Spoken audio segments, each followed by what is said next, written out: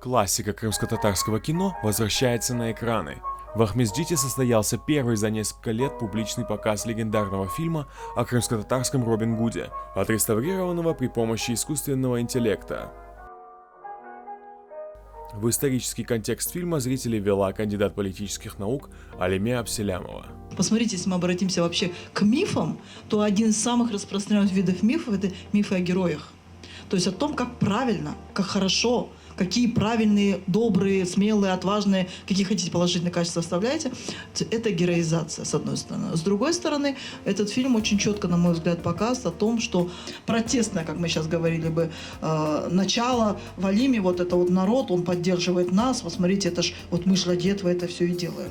То есть это, опять-таки, в контексте конструирования нового советского большевистского этнического пространства.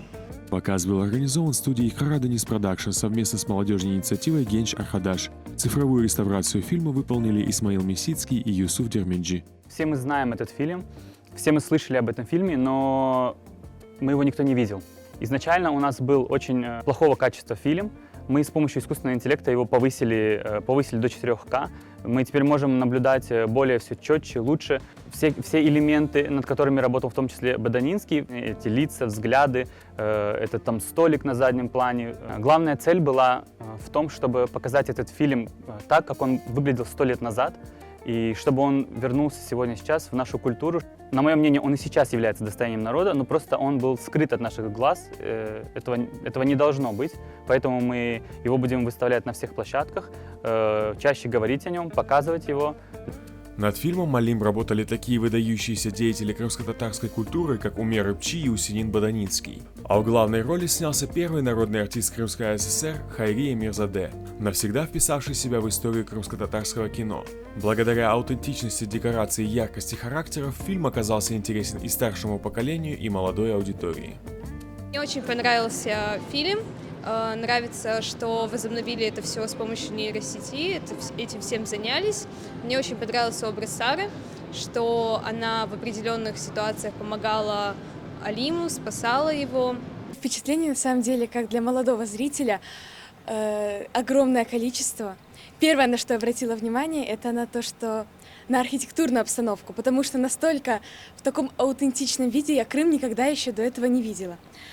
Вот. Второе – костюмы, конечно же. Еще сюжет фильма. Я удивилась, что обычную легенду можно добавить настолько, можно сказать, экшена. Если бы это был сериал, я посмотрела бы еще и 3-ю, и 4-ю, и 5-ю серию. Образ Алима, я сидела рядом, мы, в принципе, пришли большой семьей, сидела рядом с Анашкой, мы обсуждали этот момент, и первое, что мы подметили, какой красивый главный герой. Действительно очень харизматичный и прекрасный образ, мне кажется, он в него влился, и интересно было наблюдать. Хотела бы выделить любимого персонажа уже в этом фильме. Мне очень понравилась Сара, храбрая такая девушка, очень стоит за свое дело, за свое слово, за свою любовь. Меня она очень привлекла. После выхода в 1926 году фильм «Алим» пользовался огромным успехом, его показывали даже за рубежом. Но через несколько лет картину перемонтировали, потом и вовсе запретили, а многие ее создатели были репрессированы. Долгое время фильм «Алим» был недоступен широкому зрителю. Гости показа отмечали важность возвращения картины в сокровищницу крымско-татарской культуры.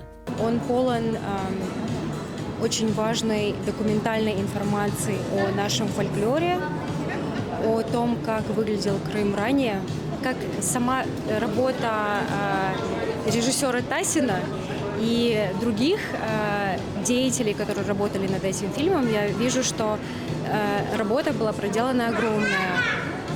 Но комментировать ее, мне кажется, нужно с точки зрения не только как зрителя обыкновенного, но и с точки зрения, наверное, исследователя, да? Потому что каждый сегодня в зале был таким, я думаю, отчасти исследователем.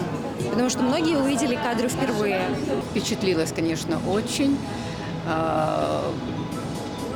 Вот это, так сказать, поднять вот эту вот всю глыбу нашего прошлого. Очень обратила внимание на обстановку, на природу, которую нам показали. Такие фильмы, если, конечно, они существуют, поднимались и больше показывались молодежи. Он интересен в том числе для самых разнообразных кругов зрителя. Для людей, интересующихся этнографией, да. Для людей, интересующихся советским кинематографом, да. Потому что этот фильм – это просто классика советской кинематографии, наполненная такими идеологизмами. Для нас, как для народа, который собирает по крупицам, по камушкам и свое прошлое, свою историю, это, конечно, да. И у этого фильма, если говорить о зрителе и назвать этого зрителя именем крымский татарин, этот зритель очень широкий, не в физическом смысле слова, а в социальном.